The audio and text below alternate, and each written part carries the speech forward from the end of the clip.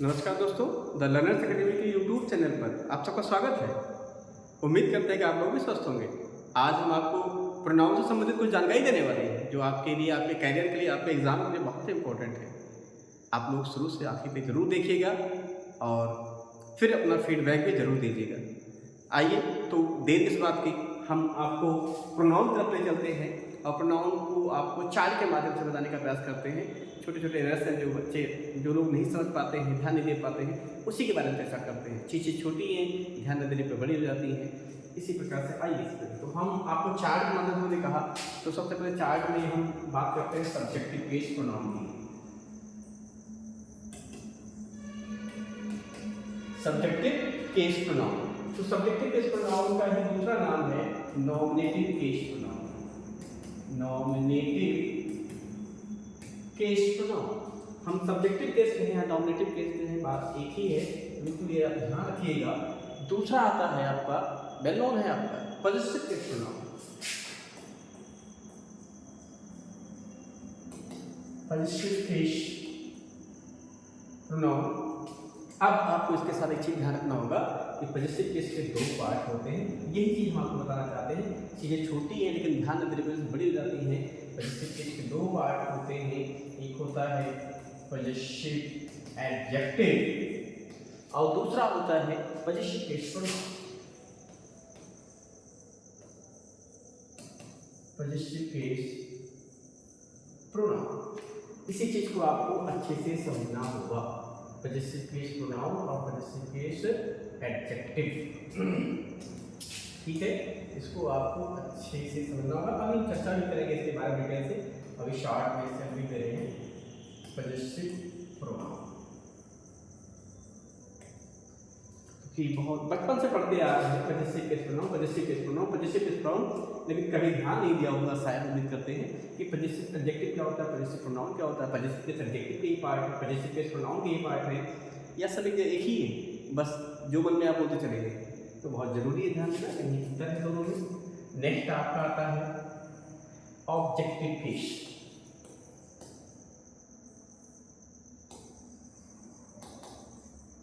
Objective case pronoun, और objective case को ही हम एक्यूजेटिव केस भी कहते हैं। एक्यूजेटिव केस भी कहते हैं। तो जैसे सब्जेक्टिव केस के दो पार्ट थे, ठीक उसी प्रकार से ऑब्जेक्टिव केस के दो पार्ट हैं, दो नाम हैं, ठीक है। तो ये आपको ध्यान रखना है। और नेक्स्ट आपका है एम्फैटिक और रेफ्लेक्सिव।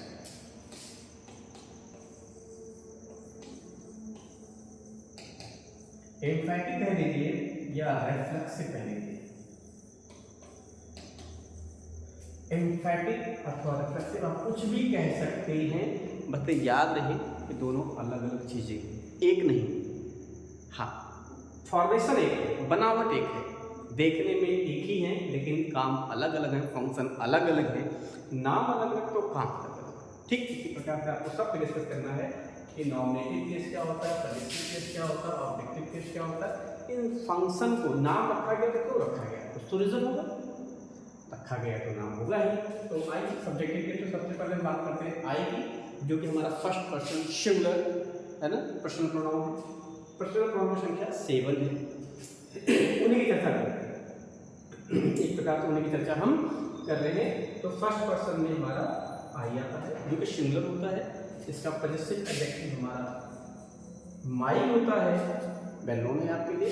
पॉजिटिव केस प्रोनाउन का माइन होता है। ये आपको ध्यान रखना है कि पॉजिटिव माइन पॉजिटिव एडजेक्टिव है और पॉजिटिव केस प्रोनाउन माइन होता है। इसी को आपको ध्यान रखना है। नेक्स्ट आपका होता है ऑब्जेक्टिव केस अथवा एक्यूजेटिव केस।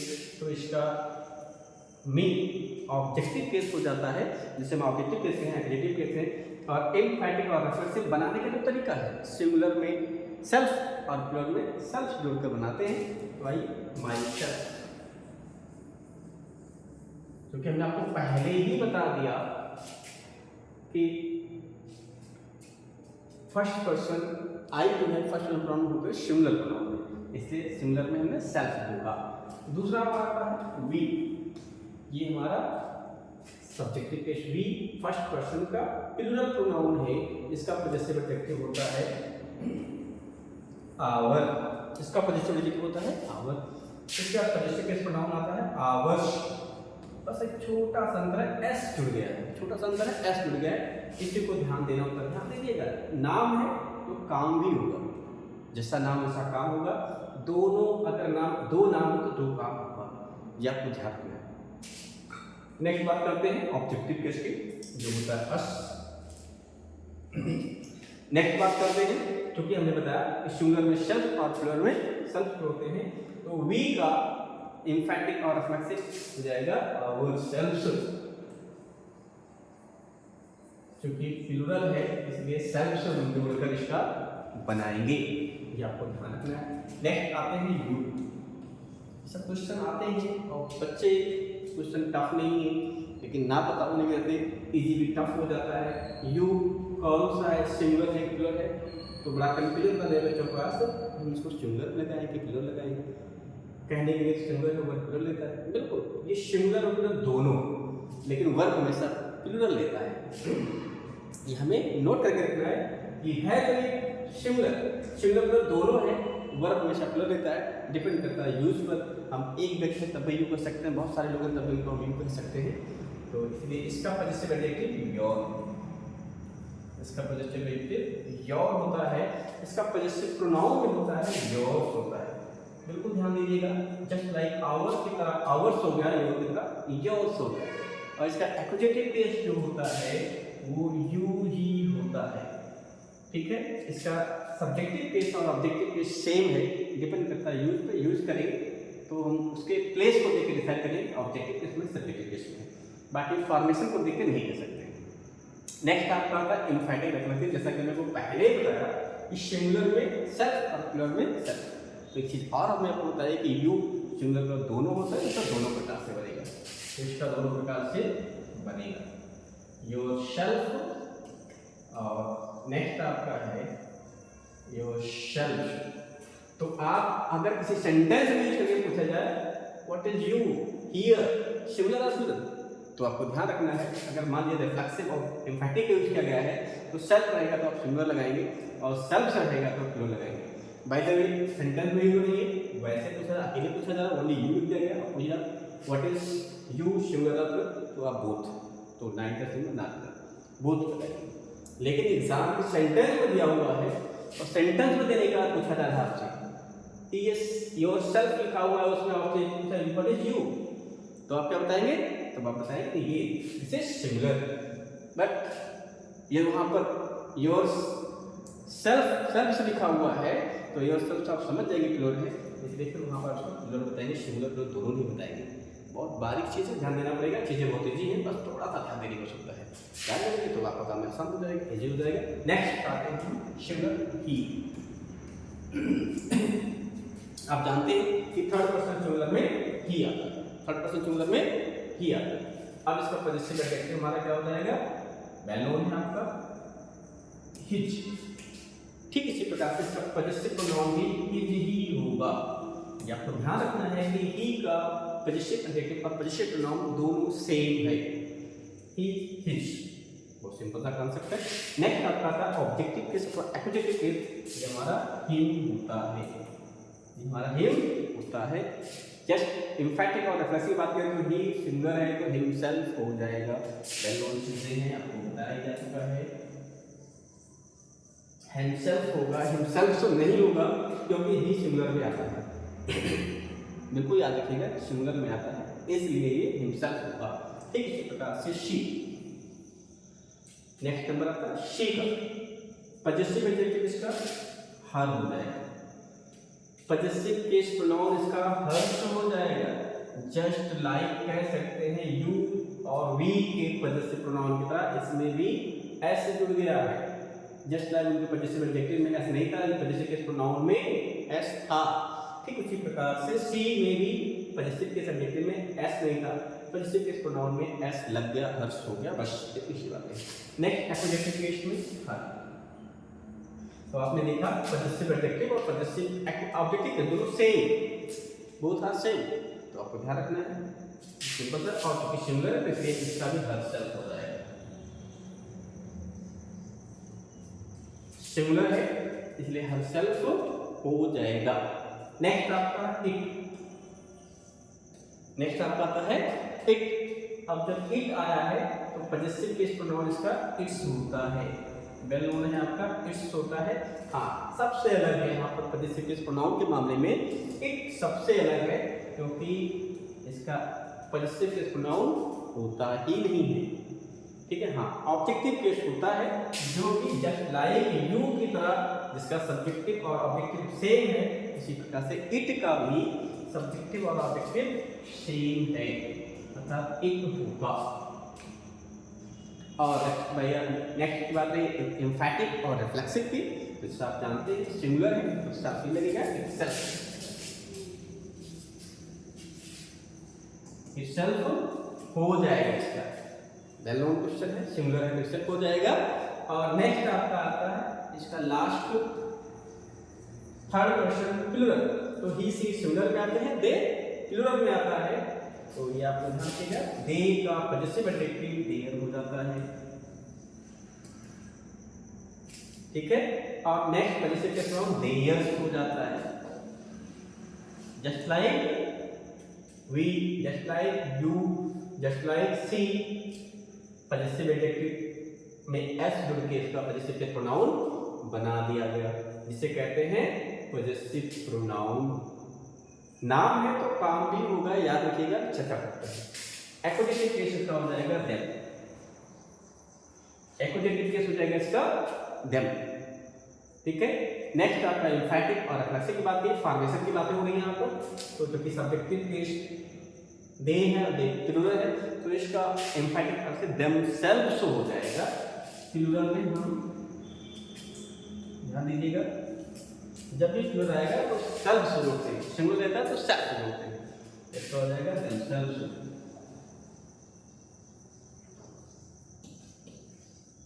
देमसेल्व्स। तो ये हो गया इनका फॉर्मेशन। अब फॉर्मेशन तो आपने जान लिया, बचपन से पढ़ते आए हैं, possessive case pronoun, possessive case pronoun, my को पॉजेसिव केस प्रोनाउन बताया जाता है। पॉजेसिव केस प्रोनाउन कह सकते हैं उसके दो पार्ट हैं, पॉजेसिव एडजेक्टिव, पॉजेसिव प्रोनाउन है। अच्छे से ध्यान दीजिए, याद रखिएगा, क्योंकि दोनों के अलग अलग यूज हैं, अगर यूज को ध्यान नहीं देंगे तो फिर आपका किया अभ्यास सब बेकार हो जाएगा, जो भी आप मेहनत किए रहेंगे सब बेकार हो जाएगा, क्योंकि कॉमन एरर में आ जाएगा तो क्या करेंगे अगर नहीं पता रहेगा।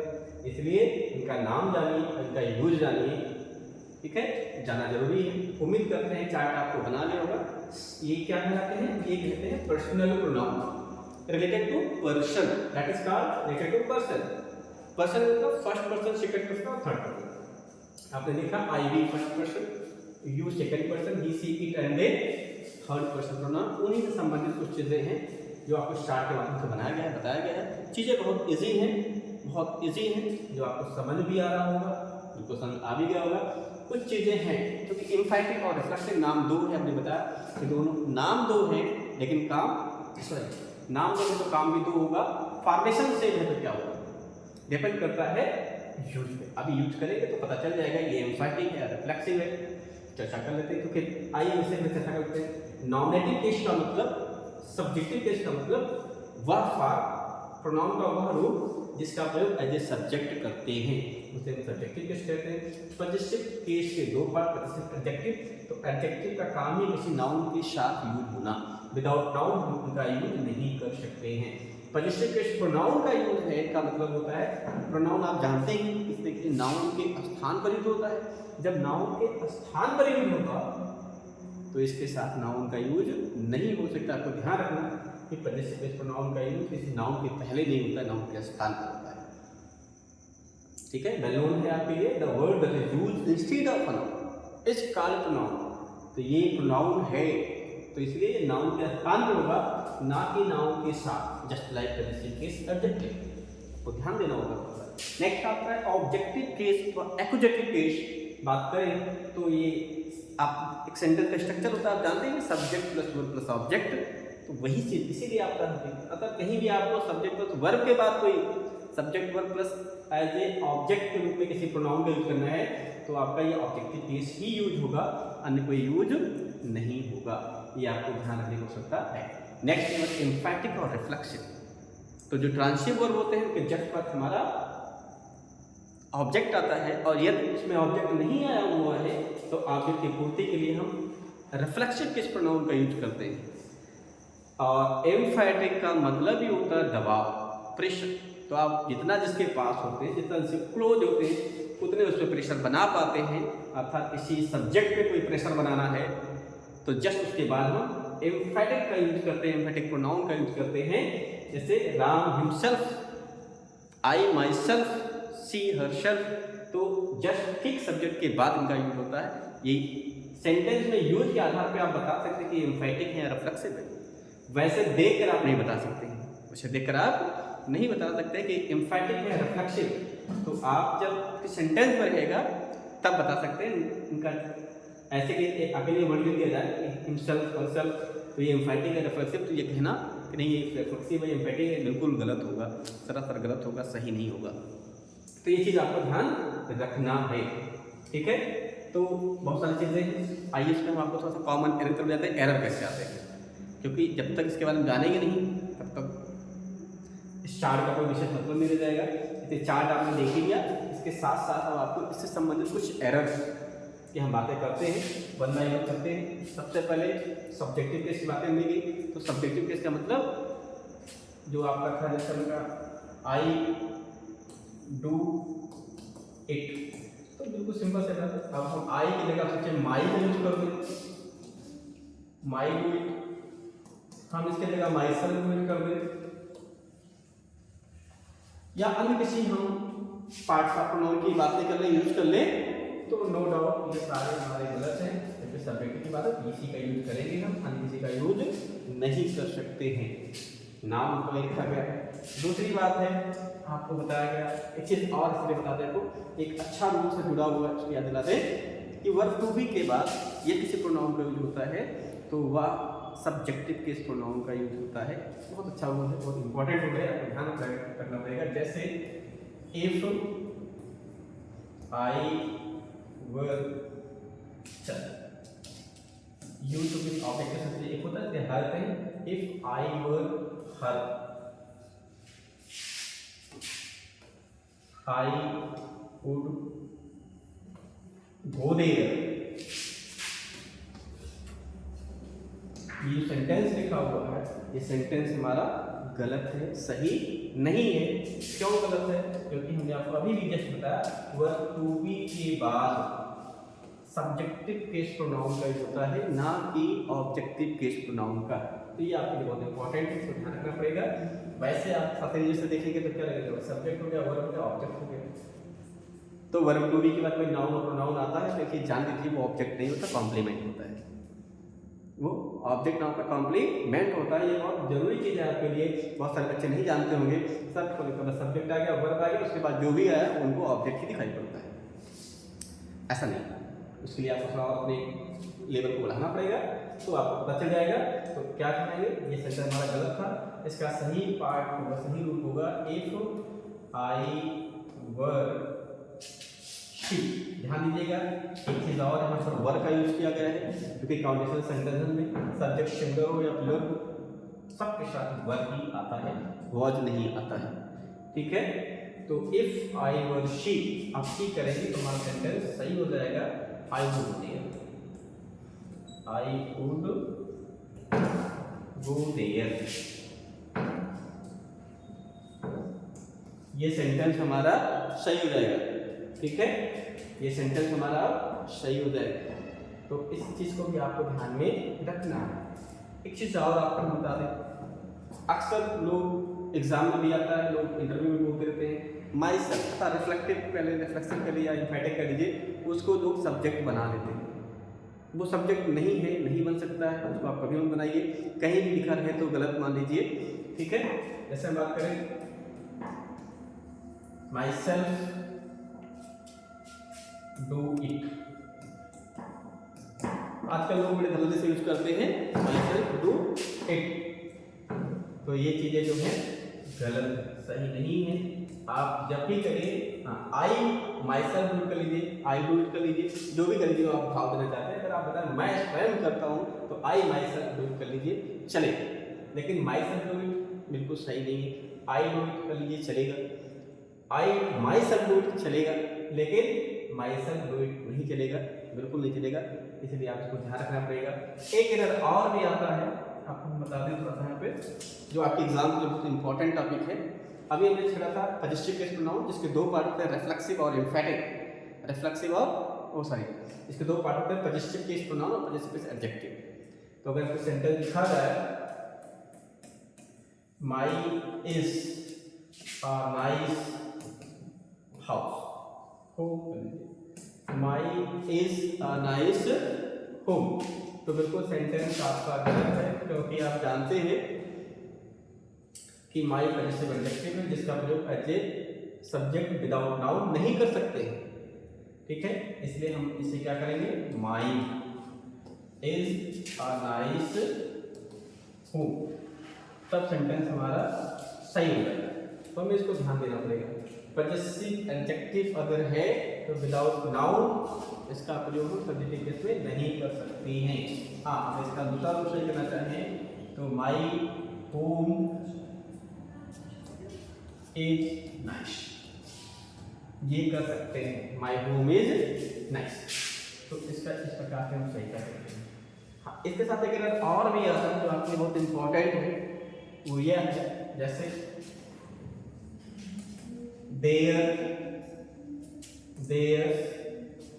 Are a nice home. तो देखने में तो देयर क्योंकि प्लूरल में आता है, तो देयर का जो आपका आएगा और आर को आप सही कर सकते हैं, जबकि ये सेंटेंस आपका गलत है, सही नहीं है। इसको आपको ध्यान देना पड़ेगा।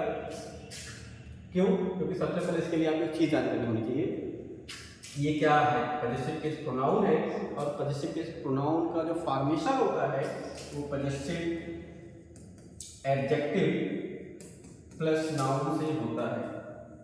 पॉजिटिव एडजेक्टिव प्लस नाउन से होता है पॉजिटिव केस प्रोनाउन का फॉर्मेशन, इस प्रोनाउन का formation.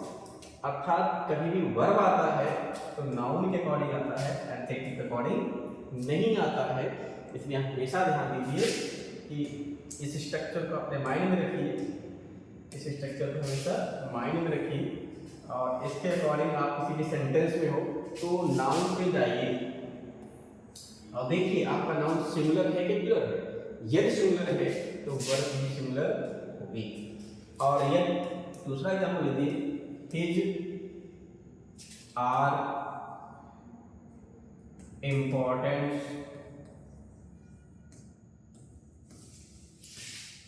Notes, his are important notes. तो देखने में हिज पे सिंगुलर मत जाइए, क्योंकि ये क्या है, पॉजिटिव केस प्रोनाउन है और इसमें नाउन नोट्स है जो प्लूरल है, इसलिए सेंटेंस आपका सही है। इसको आपको ध्यान में रखना होगा, यह सेंटेंस आपका सही है। तो ऐसे ही आपको थोड़ी चीज़ों के बारे में ध्यान रखना होगा। सबसे पहले पॉजिटिव जो प्रोनाउन वाला रूल है उसके लिए अभी पॉजिटिव एडजेक्टिव प्लस नाउन से पॉजिटिव केस एडजेक्टिव का फॉर्मेशन होता है, जो आपके लिए बहुत इंपॉर्टेंट है। उम्मीद करते हैं कि इस स्ट्रक्चर के माध्यम से, एग्जाम्पल के माध्यम से आपको बातें अच्छे से समझ में आ गई होंगी, आपको बातें अच्छे से समझ में आ गई होंगी, और उनका नाम क्या है, काम क्या है। हाँ, एक सेंटेंस ऑफ की रिफ्लेक्सिव की हम लोग बात कर रहे थे, तो हमने उसको दे दिया, रिफ्लेक्शन का नहीं दिया, क्योंकि अब एक चीज हमने आपको बताया कि जैसे Ravi enjoys in the party, तो ये सेंटेंस देखने में पढ़ने में तो बिल्कुल सही है, जब तक जानकारी नहीं होगी तब तक बिल्कुल सही लगेगा, लेकिन जैसे ही जानकारी हो जाएगी ऐसे ही सेंटेंस हमारा गलत हो जाएगा। क्यों गलत हो जाएगा? क्योंकि एंजॉय हमारा एक ट्रांजिटिव वर्ब है जिसके जस्ट बाद ऑब्जेक्ट आना चाहिए, और ऑब्जेक्ट नहीं होता है तो ऑब्जेक्ट की पूर्ति के लिए रिफ्लेक्सिव केस प्रोनाउन का यूज करते हैं। रिफ्लेक्सिव केस प्रोनाउन का अर्थात Ravi enjoys himself in the party, in the party. तो ये चीजें हैं सेंटेंस। अब आपका सेंटेंस ये सही हो गया, जो पहला गलत था दूसरा सही हो गया, क्योंकि उसी के ऑब्जेक्ट की पूर्ति के लिए हमने रेफ्लेक्सिव केस प्रोनाउन का यूज करा। तो जितने भी ट्रांसिटिव होते हैं उनके जस्ट बाद ऑब्जेक्ट आता है। यदि ऑब्जेक्ट नहीं होता है तो ऑब्जेक्ट की पूर्ति के लिए रेफ्लेक्सिव केस प्रोनाउन का यूज करते हैं।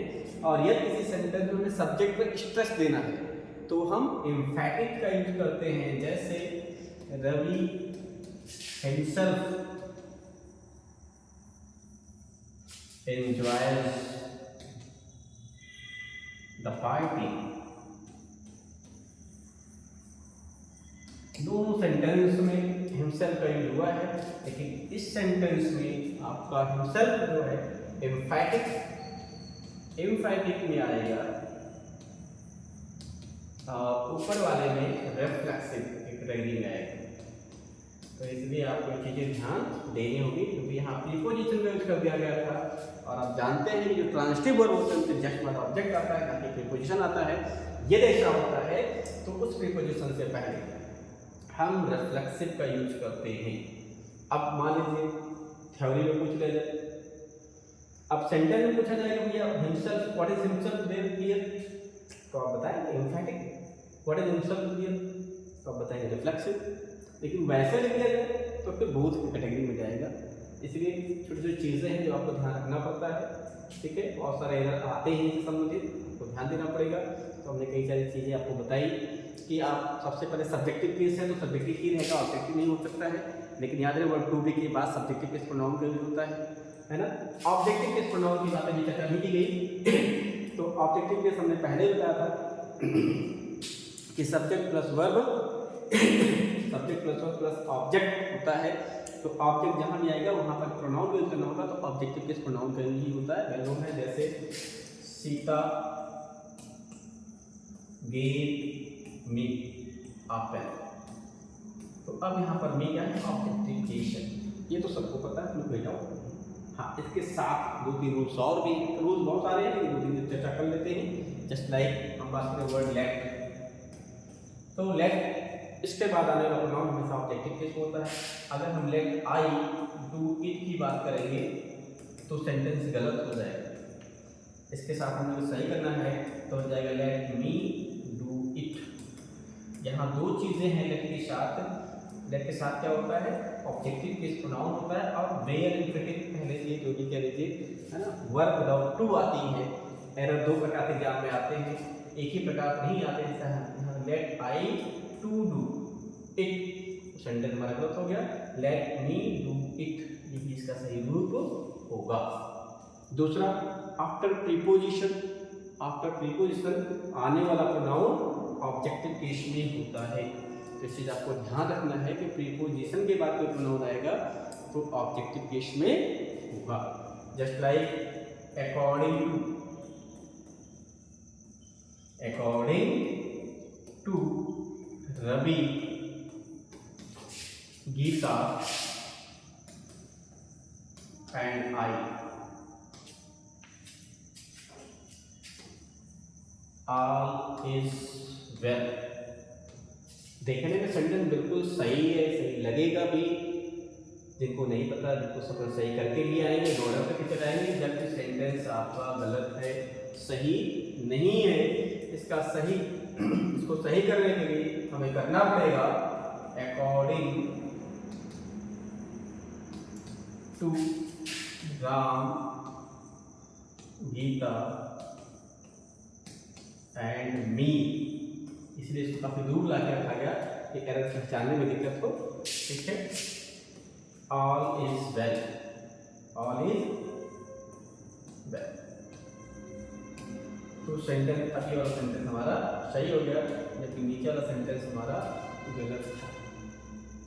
तो ये छोटी चीज़ें हैं जो हमें ध्यान देना पड़ता है। छोटी चीज़ अगर ये लोग हम ध्यान दे दें तो हमारे बहुत बड़ी समस्या खत्म हो जाती है।